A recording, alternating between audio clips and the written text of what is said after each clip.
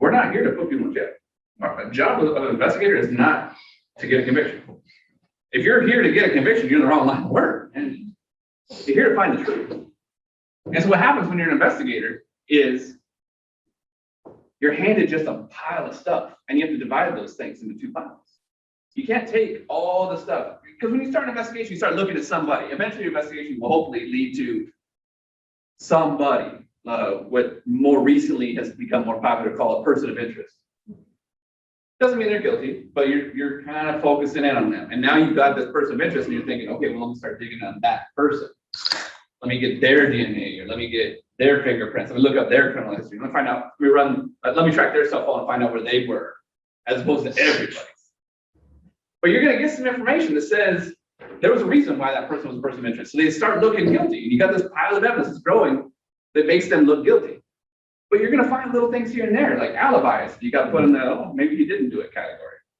And then you have a witness testimony that says, one person says, oh, yeah, I actually saw him there.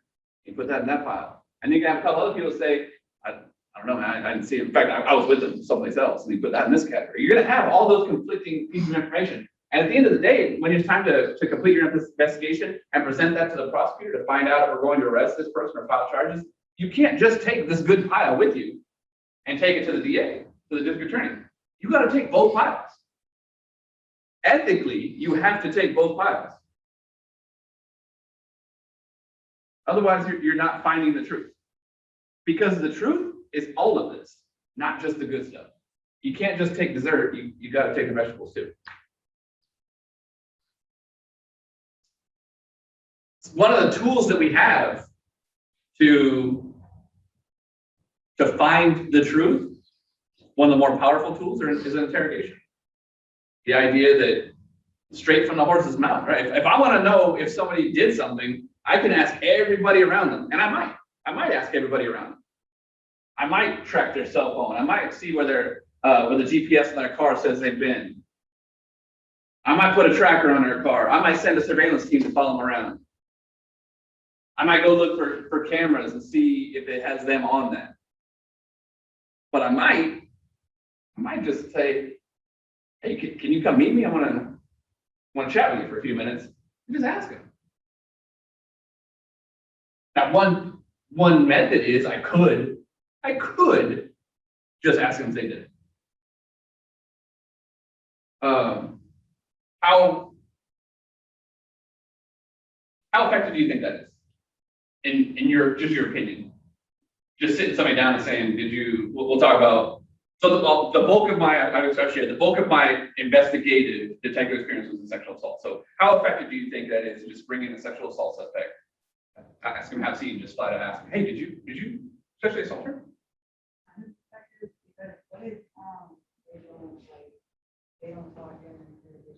What if they don't what? Yeah, you gotta break the ice somehow, right? It's an idea. I have found not my first choice. When you think of interrogations, you think TV, movies, real life, what both from your own experiences. Describe what you think of when you think of an interrogation.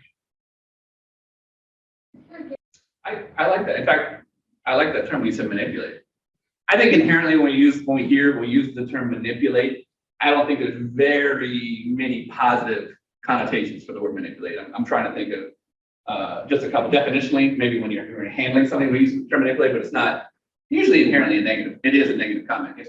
I don't know if it's like a true tactic that officers use during investigation for the good cop, bad cop thing. I guess that's kind of manipulation where you're making one person seem like the bad guy that someone doesn't want to talk to you. So that way they will talk to you because you seem a lot more trustworthy, and they're willing to be more cooperative with someone who's going to treat them better. You know what I mean? Absolutely. So having that slapping with a phone book and putting a light in their face maybe turn them off a little bit.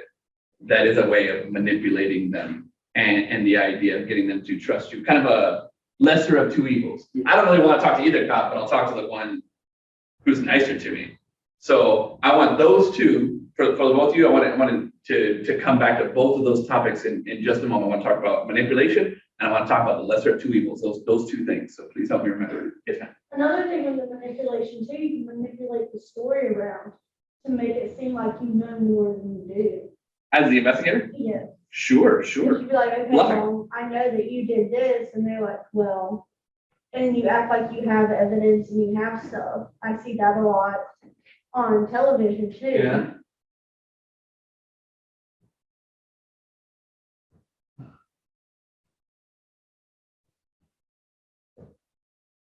These are just my notes. Usually I say if I write it on the board, you should write it down. You don't have to write that.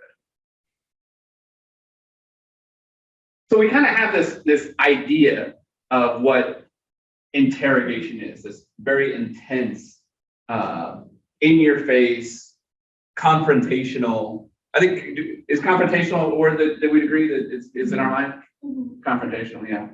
Kind of a what I think about it prior to doing it. So one of the things that I was afforded the opportunity was to develop a skill in interrogations that because of the nature of a sexual assault investigation is there's not a lot of witnesses. Just the definition of the crime rarely doesn't, I've told you in the past, we don't have in real life, as much as folks would be afraid of it, in real life, we don't have a large number of people jumping out of bushes and assaulting people. It can happen. I'm not gonna say it doesn't happen at all. But there's just not a lot of guys hiding in bushes, jumping out to commit assault. Where do we say that for the most part it happens? Or where do we think it happens? Could. Isolated areas. Well, it could happen in bars, they put a private area, isolated areas and parties, I think, yeah. Quiet, away from people areas. Now, when I say quiet away from people, we've just defined a very difficult case. When it's quiet and away from people, what are we missing? We're missing. We have two people. Usually that act, regardless of consent or not, is oftentimes going to be in a place where there's only two people, which makes a very difficult case to prove. So now we now bolstered the value of both of those people's story. And if one says that there's a crime that occurred and the other one can be manipulated, convinced into admitting that a crime occurred, that's gold. If I think you broke into a house and you left fingerprints and there's camera evidence and the neighbors saw you do it, the value of your confession for me is lessened, is decreased. I'd love to have it, but I don't need it. But when there's only two people in an assault situation like that, and there's no cameras and there's no witnesses, I need that confession. I need that admission. Because without it, what do I have? Oftentimes in those types of cases, even physical evidence is going to be present because if one party says a crime occurred and the other party says no crime occurred, but they were there, what good is that evidence? That DNA evidence. What good is that DNA evidence for me? If both parties say they were there and both parties say that act occurred, yeah, of course there's gonna be DNA evidence. It's not evidentiary for me to run the DNA and I got you. Because the alibi is, yeah, I was there. And everything was fine. I don't know what you're talking about. So you need that conversation, that interrogation. Now we have that option of what we just described, that stereotypical, light in the face, confrontational, pounding the table. I know you did it. Or the good cop, bad cop, one guy coming in there being a jerk and one guy calming him down. We have those options. But realistically, an interrogation, I'm going to peel back the curtain for you. An interview like that is with, especially like that type of suspect, the sexual assault suspect, it's not going to be the pound on the table in your face light. It's going to be just me. Just me and just the suspect. And a lot of times that suspect is not in custody because I don't have enough evidence to arrest them, right? So how do I get that? How do I start a conversation with somebody that I think committed a sexual assault and I want to talk to? What are my options? Let's go back a little farther. Let's go back a day, an hour, a day, several hours. How do we start this conversation? Like, it's not the most comfortable conversation. So How am I gonna, we'll say we want to talk to them in my office at the police station, at the squad, the detective squad room. How do I get them to, if they're not under arrest, how do I get them to the squad room? Any ideas? That's it, man. Ask them to come in. It's crazy, but it works. Hey, this is Detective Bell. I have a case with your name on it. I think you're gonna wanna give me a hand clearing your name. Are you available at noon tomorrow? Let's set up an appointment, come see me, we'll chat about it, it'll take about an hour. And then we'll be done.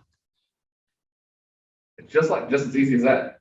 And if you're not available, then I'll come see you. Where do you live? Let's clear this whole thing out. Let's get to the bottom of this. And that's how you start it. If they're not under arrest, you can't just drag them to the police station just because you think they did something. But you can just come on down. Now, with that in mind, when they come on down, at that point are they under arrest? Yeah. So if you're not under arrest, in theory, what you're telling me is they can just get up and leave anytime? Anytime. Oh, I got a list of questions. I got ready. I prepared. I did my homework. I took a shower. I put on a tie. And they can just get up and waste my time? Heck yeah. Anytime they want. So if I'm going to, I think I've used this example before in the past. If this is my interview room, just a very small room off the squad room, and I've got a couple chairs. In fact, these are my chairs.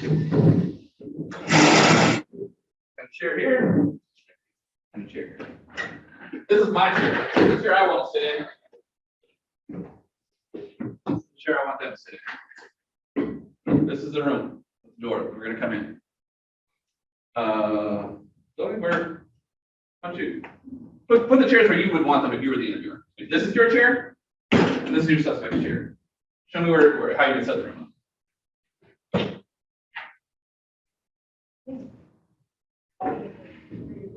So they're facing each other? Okay. Not side by side? Okay. What about the door though? Who gets their back to the door? Do you want them getting out and running out? You can switch them? It's like here's the chairs that we move the chairs instead of the person. Yeah. So you want your back to the door, so you can leave anytime, and then move here. Okay. Thank you. So anybody disagree with that? We got just a couple. All right. Why? I think your chair should be like straight back that way instead of like straight in front of each other. Because what if like they're having it? So, like on an airplane? No. The chair is still how it was. Then not directly in front. Oh, offset. No, you had the chair right. Oh, so this is right. It was right like that. Okay. And why? Because if you're directly like in front of each other, what if they like get mad during the interrogation? All right. It could happen. It's gonna be intense. I told you it wasn't pound on the table. We haven't gotten into the actual interrogation, but it's gonna be intense. I think I saw your hand. What were your thoughts? I just think that whenever you're trying to interrogate someone to get information, if you're set up right in front of them, kind of like just blocking them and being right in their view, I feel like it's a little bit more confrontational and they won't be open to giving information. Whether if they're side to side, it's like you're having a normal conversation, it's casual, very open, it's not like a formal thing, which can put people under a lot of stress. Because they're already being questioned at a police station and they're like, okay, like I could be in deep stuff here, or I don't know what's going on, I'm scared. You know what I mean? So I feel like Look on side by side, and we're kind of at the movies chilling. yeah, it's kind of more casual. I feel like it would like make dialogue better. I don't know why. That's interesting. All right. And I also didn't throw in the option. I could have made it a little more difficult. I didn't throw an option at the table either. But there's some things to do at the table, and I think I saw Mr. Thornton's hand. I would put them, to start with, I had the same chairs. You had the same chairs? That puts you more on a be eye to eye. I'll give you that. I only used 2 different chairs for this scenario, Yeah. so we knew which one we were talking about. But yeah, identical chairs. I'll buy that. And then I would go perpendicular with the door. So, So kind of like That chair a towards little the bit like wall. this. yep, Yep. leave the door on either side Uh-huh. as a comfort aspect. What makes it? What is that? What brings comfort for the door? So you're saying that the person being interrogated can get up and leave at any time. That's what you told me. If I'm sitting in between him and the door, he's not gonna be as comfortable, quote, and, halfway through it, he goes, you know what, I'm done. And then it's kind of gotta like send me by you or something along those lines. In an aspect like that, have him comfortable, where if halfway through it, he's gonna go, all right, cool, I'm done. They just get up and go out. Later that day, an hour or 2 hours down the road, he may go, you know what, I'm gonna come back. Okay. So comfort level and having access to the door. Access to the door is going to be huge. Access to the door is going to have a legal implication. Because we said that they're free to go. Thank you. We said they were free to go. Just because I know they're free to go, it's not enough. They have to know they're free to go, and they have to feel like they're free to go. So one of the mistakes that you'll see sometimes is set up where the officer is going to have to come in, the investigator, the interrogator is going to have to come in and out, giving themselves easy access to the door so they can run and grab something in and out, and then give the person being interviewed seat farther away from the door. But inherently, like you're saying, and what Ms. Porter initially said, it was a good point, is that if we put that door, or we put the person being interviewed closer to the door, then it does give that, your initial setup was a good idea. It does give them that access, and not necessarily that they're going to use it, but they have that feeling, they have that knowledge that I can get up and leave anytime. How else can they know that they are free to go at any time? If they came down to the police station, inherently it's a nerve-wracking, I think is at the very least, experience. So they're not super comfortable. How can they understand that they are free to go? Leave the door open a little bit, I guess, because it's not like Couldn't. it's more of just like getting information rather than this needs to be confidential. Yeah. And then also, Keep telling them that, hey, if you're not comfortable, that you know that you're free to go, right? You don't have to stay. when I did that, I impressed upon them very much. I impressed upon them, thanks so much for coming down here. You're doing me a favor. You don't have to be here. We're gonna make this as quick as possible. If you need to leave, let me know. There's nothing keeping it. Have a seat right here next to the door. I may not leave it open because what's the nature of our conversation in that specific crime? Sexual assault. Yeah, I mean, it's gonna get personal. We're gonna talk about some subjects that that scenario that Mr. Bell would not talk about in this scenario. We're gonna talk about some very personal things. So we may leave the door open, doesn't mean it's not being recorded though, right? We're probably going to record that. But we're not necessarily going to have people walking by wanting to hear the words that we're about to use. Yes, ma'am. In interrogation rooms, is the camera like noticeable when they're being recorded? So do they know they're being recorded? And that is dependent on the organization of the agency. In my experience, it was not noticeable.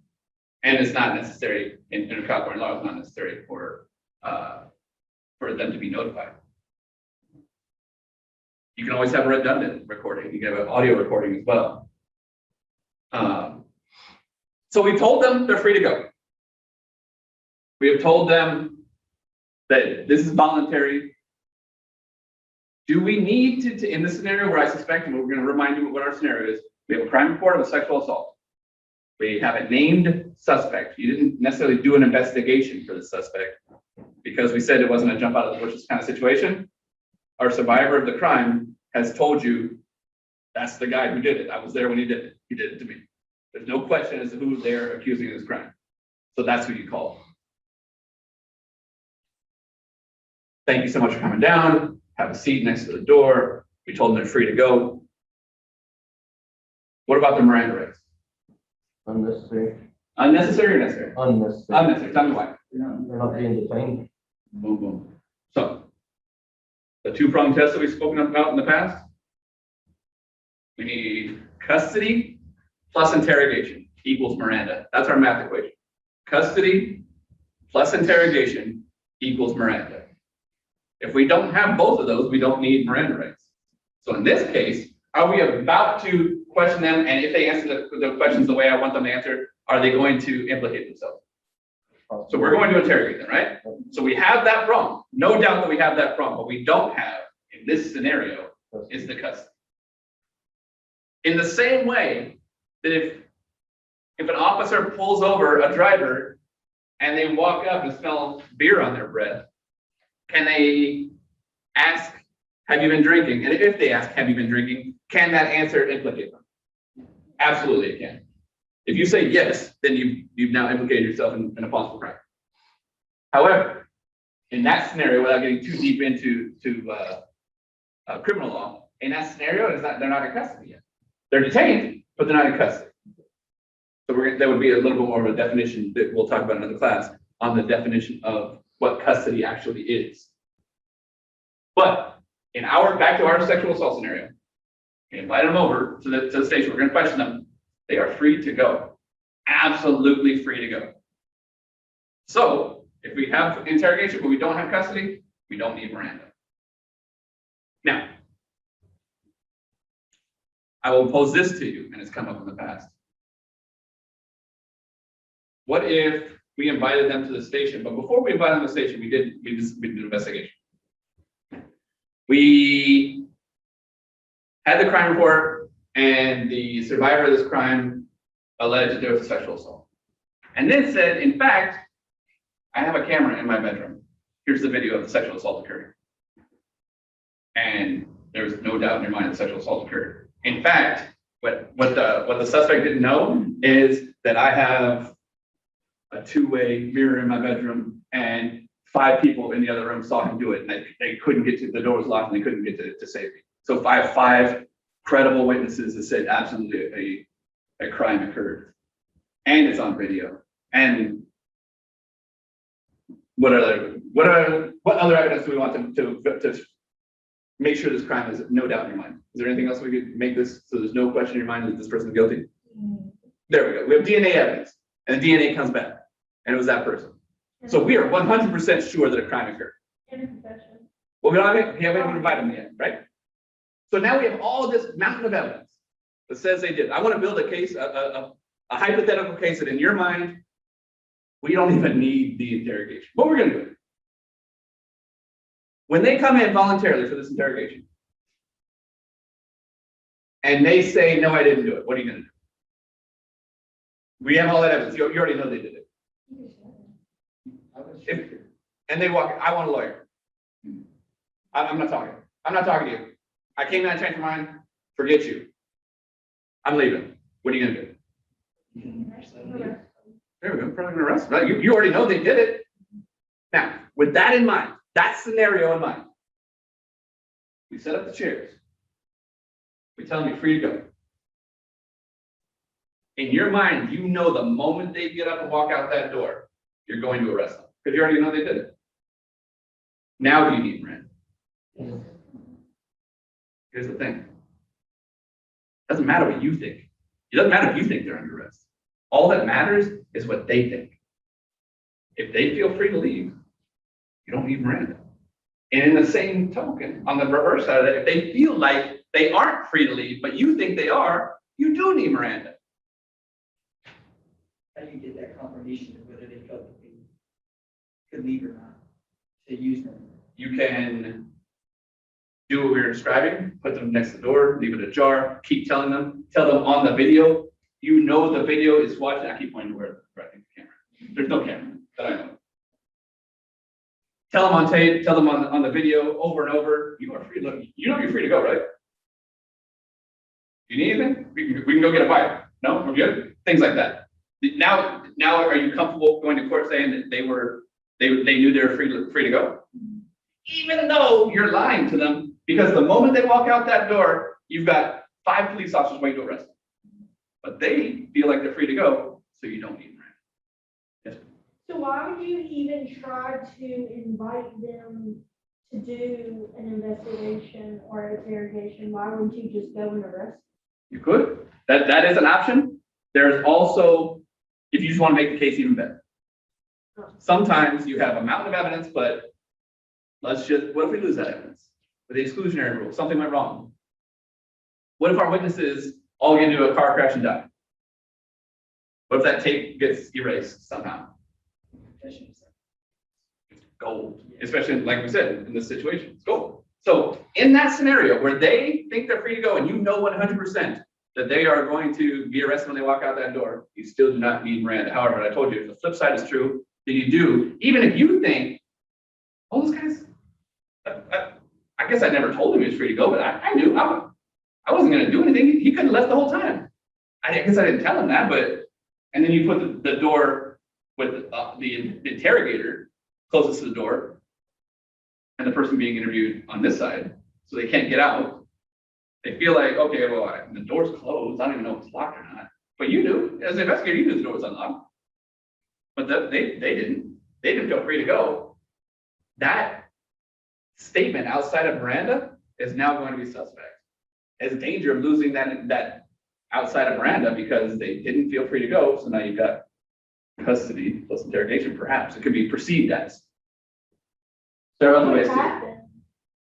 I'm sorry? Like, what would happen, like, if that situation did happen? If it was found, I mean, that we're walking a hypothetical line, but if it was found that there was a need for Miranda, if there was an objection, a motion, and it was found that there was a need for Miranda, anything that was stated outside of that advisement, outside of that Miranda advisement, would not be admissible in court if it fall in the exclusionary rule. It just wouldn't be included in the evidence. So you'd have to go on other evidence. And if that was your only evidence, if we went back to that scenario where it's two people in a room by themselves, no witnesses, of course there's DNA present because DNA was present. And all you have is that confession of, yeah, you're right, I did sexually assault her. She didn't want that to occur, and I forced myself on her. Once you got that confession, and now you lose that confession, now what do you have? What evidence do we have? How do we convict them? That's what will happen. We're talking about Miranda. We'll go back to the idea of the light in your eyes and the slamming our fist on the table and whatnot. It's not like that. It's conversational in these situations oftentimes. There are confrontational interviews and there are the good cop, bad cop. What I'm going to talk about is in my experience, the successful interviews are not, for one, we think of interrogations as I ask question, you answer, I ask question, you answer, I ask question, you answer. Q&A. I will tell you, I don't care what you have to say when I'm conducting an interview or an interrogation like that. This is not a Q&A. This is a Detective Bell show right now. This is like a 30 to 45 minute monologue. And every time the suspect tries to talk, hold on just a second. I'm fixing to say something you're going to want to hear. And shut them down. Every time they say, no, I didn't do it, it gets a lot easier to say, no, I didn't do it. So I don't want them to start saying, no, I didn't do it. We're going to start off by telling them things like, we're not here to discuss whether or not you did it. We already know what happened. The bluff. Maybe it's bluffing, maybe it's true. We're already here to know we already know what happened. All we care about is the why. I'm just here to talk to you today about the why. Don't tell me it didn't happen because I know it happened. There's no doubt in my mind, there's no doubt in your mind. You were there, you saw it happen. You were there. Now, I don't think you're the kind of guy who can just go around and do bad things and feel good about it. I don't think you're the kind of guy who's going to just snatch somebody up and want to hurt them. Let me tell you a story about a guy that I saw do that. They went to windows and snatched little kids out of windows, and all he wanted to do was hurt them. That guy was a monster. That guy was horrible. I don't think you're a monster. For one, I don't think you're a monster because you're here talking to me, and a stand-up guy is here talking to me. A monster wouldn't be here, and I can see the look in your eyes. I can see that you have a soul. A monster doesn't have a soul. Now, you can prove me wrong. Tell me that you're a horrible person, but I'm not going to believe you. I think you're the kind of guy that made a mistake. The kind of mistake that you wish you hadn't. You're the kind of guy who wishes they could go back in time and change what they did. A monster wouldn't do that. A monster wants to hurt somebody. I don't think you woke up that morning that we're talking about and thought, you know what I'm gonna do? I'm gonna go hurt her. No, you just made a mistake. You just went and did something you wish you hadn't done. And we've all done that. I've done that. I've made mistakes. I've thought with different motivations, and I've made mistakes with women the same way you made a mistake with her. We're the same guy here. I'm just on the other side of the table. Now, do you want to tell me that you're a horrible person and you meant to hurt her? Or are we going to sit here and agree that what you did was just stupid and you wish you hadn't done? What have I done right there? I gave you two options, right? What were the two options that I just gave? I said, either you're a monster or you made a mistake. Are those the only two options? But those are the only two options I gave them, but are those the only two options in life? What's the third option? You could leave, but as far as whether or not, when talking about the crime, yeah, I didn't do it. The one I left out. An innocent person is going to say, I'm not a monster. And I also didn't make a mistake. What are you talking about? I didn't do it. That's the monster, a mistake. What about that third one? The one where I didn't do it. That's what an innocent person is. But when I offered them to, what did I offer them? Like Jason was saying, the lesser of two evils. In his case, he's talking about the two officers, the two interrogators. I offered them two options, and one option was a lot better than the other. Or it sounded like it. Right, for them. It to a crime. It's easier psychologically to say, yeah, I'm stupid, I did it. To side with the person, I was just talking, like, I've done it, we've all made mistakes, talking to women, we've all done stupid things. Like, yeah, you're right. Yeah, okay. Now you're talking, you're just gonna choose it's easier to admit you made a mistake than it is to admit you're a monster. And one of the things that you mentioned there, it's a little bit in conflict with the way I described it was, how long did I say that I gave my monologue? Yeah, 30, 45 minutes. And then at that point I can tell either we're gonna go someplace, and it might last longer. If we start talking, now at the end of that 30, 45 minute monologue, then it becomes a Q&A session. Now I've established what we're going to talk about, and then we're gonna talk about it. And then it's a lot less confrontational. We're having a conversation where you say, okay, yeah, I did it. As opposed to sitting them down for 4, 5, 6, 8 hours and doing it. I've never experienced interrogations like that. They exist, and there's a place for them. But it's because sometimes it takes that long, and there's just a danger in false confessions. Like any other evidence, that's all a confession is. A confession is just evidence. We can lose it with the exclusionary rule. It can become the fruit of the poisonous tree if we don't obtain it right, if we don't Mirandize when we should. So just like any other evidence, it has to be compared with other corroborating evidence, if that's all we have. So how do we corroborate this scenario? We'll stay in this one, we won't get confused. We'll stay with sexual assault. There are only 2 people in the room, there's no cameras. And this is a male-female specific scenario. Our survivor is a female and our suspect is a male. How do we correct? And our suspect said, finally, after 30 minutes, I'm not a monster. I made a stupid mistake, and here's how it went down. He said, and he gives you very detailed explanation. And like I said, in that interview, it's going to be very personal, far more personal than we would discuss in this classroom, but the act itself is a very personal act. The crime itself is a very personal crime. So how are we going to corroborate those very, very personal details? If our male suspect said, in this case it's a male suspect, and if our male suspect says, I did this, this, and this, how do we corroborate that? Yeah, with our survivor. The person that said that they broke the law, and they said he did X, Y, Z, and if in your interview, he says, I did ABC, you're right, I was a monster, I did ABC. Or I made a mistake, and you're like, well, she said he did this, and he said, yeah, there's a crime, but the things that he said he did are nowhere near what she said he did. There are different sexual assault crimes. She's talking about sodomy, and he's talking about rape. Like, we have two different crimes and then they don't comport. That's when you're gonna start wondering, like, maybe this evidence isn't as accurate as it needs to be. However, if she tells a very specific story and he talks about a very specific confession or admission, and they line up, that in and of itself corroborates, and you can have faith in that accuracy. That's how you would avoid that corroboration.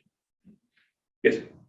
So what happens when you have a sexual assault case, but the offender was, let's say they went to a bar and they got super drunk, like blackout, they can't remember anything, but they admit to it. What goes on with that? Like, they know that they did it because someone told them, but they can't remember actually doing any of the actions. So they admit it, but they can't corroborate with what she said happened because they don't remember. Like, what happens if someone really cannot remember what they did?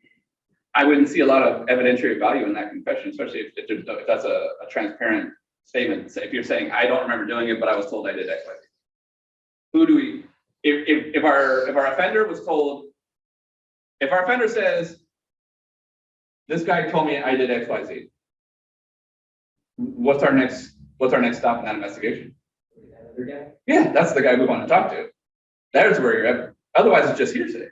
He said that I did this. Let's talk about the guy who said it. Let's go find out what he saw. So what if that guy is just trying to frame that dude, basically? What happens then? Then we have to corroborate that statement. We still have to corroborate the statement with the statement of our survivor, right? Our survivor says ABC happened. Our offender says, I was told XYZ happened.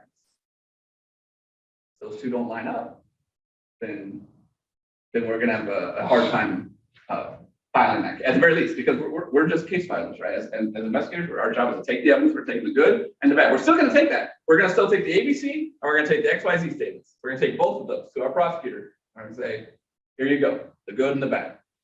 And definitionally, our good and bad is this is what makes them look like they did it. This is what makes them look like they didn't. And then the prosecutor's gonna decide when to file the case.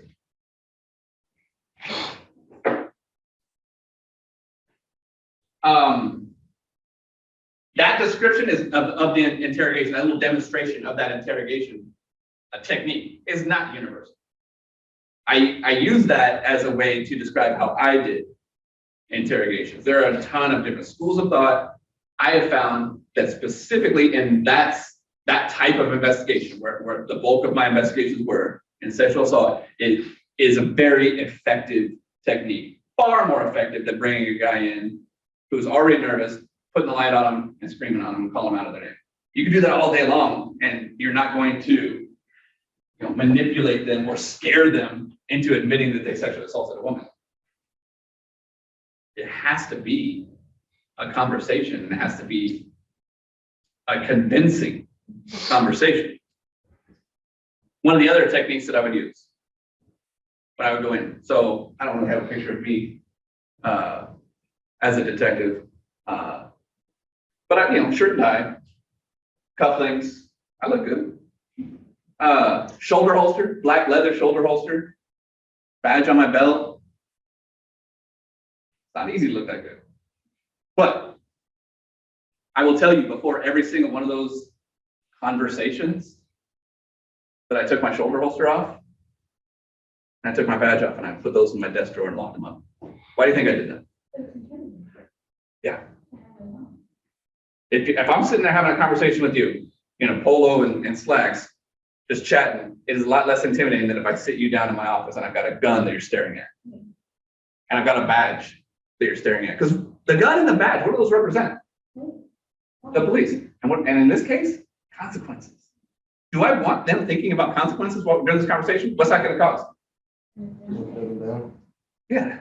If I'm thinking of the consequences, I'm definitely not going to tell you what I saw, what I did. But if it's just two guys having a conversation about doing stupid stuff, we've all done stupid stuff.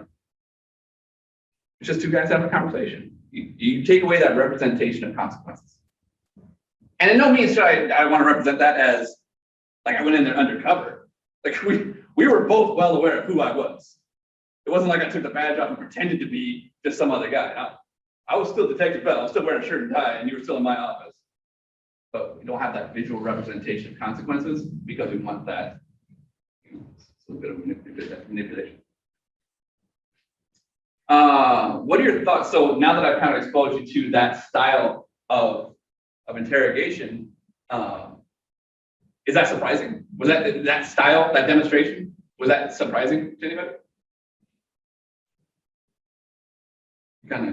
You guys could have taught the class. It was for me. When I first saw that demonstrated and saw it work, and it was surprising for me the first few times I did it. I remember talking to sexual assault suspects. I'm talking about bad crimes. Because a lot of times in a large organization like that, you're just given cases, run with it. And these cases are more significant than my experience. My investigative ability was outweighed by the significance of the case. So I was just, hit the ground running, trial by fire. And I remember going in there and learning how to use that technique. And then at the end of that 30, 45 minutes, maybe it's like 20 minutes at the beginning before I developed a bit of a script, I was beside myself as this man is telling me all the bad things that he did. I'm like, why are you telling me this? That's what I'm thinking. I cannot believe that this conversation, for lack of a better term, worked. So, if you weren't surprised, I was. Let's review Miranda because I want you guys to understand it. What are our two problems? Custody and interrogation. They both have to be present. It's not custody or interrogation, not and or. Both have to be present.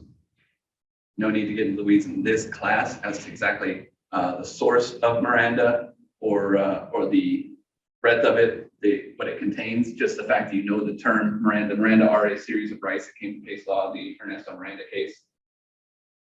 And it details the rights that you're afforded regarding representation and being able to stop the interview at any time. If you already know that you're free to go, you don't need to be told that you're free, that you can stop talking. Because you can not only stop talking, you can take off. Now, if I put handcuffs on you, or what handcuffs are called in legal terms, custodial restraints. If I put custodial restraints on you, are you in custody? Yes. Heck yeah. You don't have to be in jail to be in custody. If you're wearing custodial restraints, you're in custody. So out in the field, you're talking to somebody and you handcuff them before you talk to them and you start asking questions. They're not under arrest. You need Miranda? Yes. Yeah.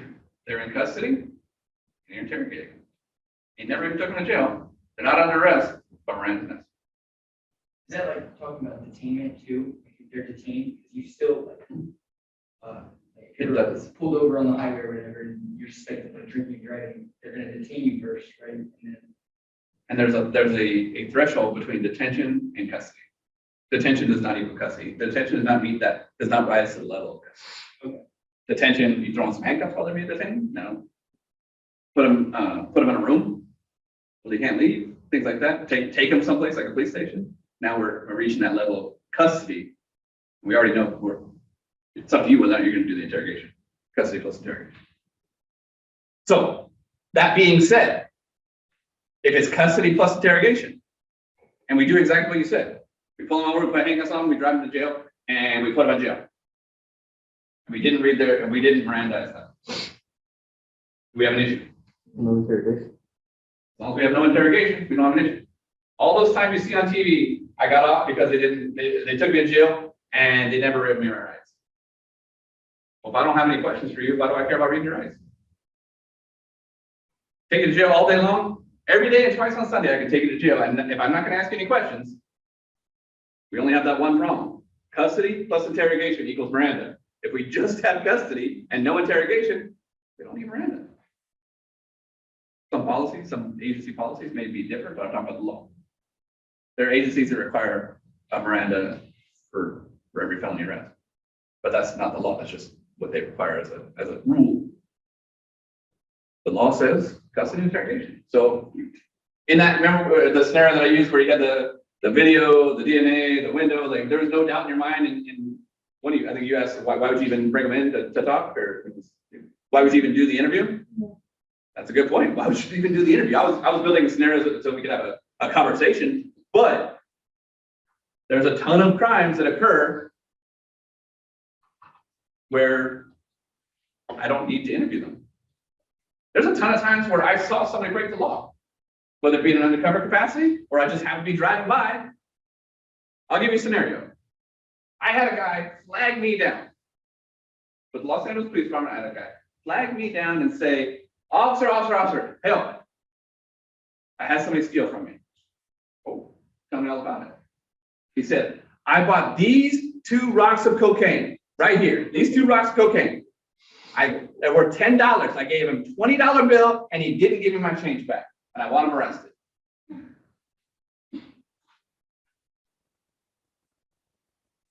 And so I said, I'm going to use that cocaine as evidence of your story. Let me have that.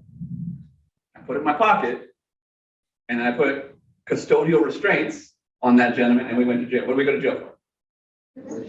Yeah, possession of cocaine. So, do you think I needed to sit him down in a room and have a whole long conversation and see if I can get him to confess to possessing cocaine? Why? I just saw him do it. There's nothing else I need to know. What else do I need? Yeah, sure. If I care. But in that, yeah. If I'm going to work a huge case, but if I'm a patrol officer, probably not. Gotta give the guy his money back. You gotta take a crime report for the steps, right? So here's your booking receipt, and there's a receipt for the crime report where you say you got it. In that scenario, could he get off because he never got his rights read to him? No, because we didn't. You have to have both problems, and they're equally important.